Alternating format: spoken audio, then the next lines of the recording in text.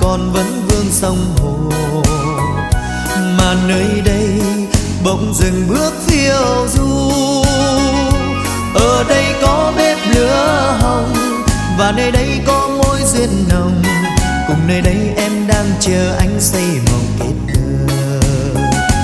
Ngày anh đến ấm lại mùa đông giá lạnh mịt mờ, ngày anh đến cánh hoa vườn em ngát hương.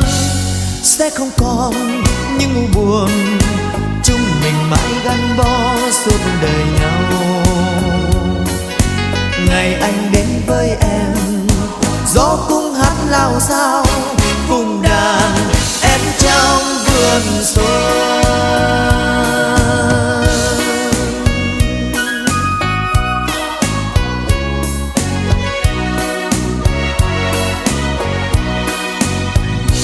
Nhìn chung xa ai còn vẫn vương sông hồ, mà nơi đây bỗng dừng bước phiêu du. Ở đây có bếp lửa hồng, và nơi đây có mối duyên nồng, cùng nơi đây em đang chờ anh xây mộng kết tơ.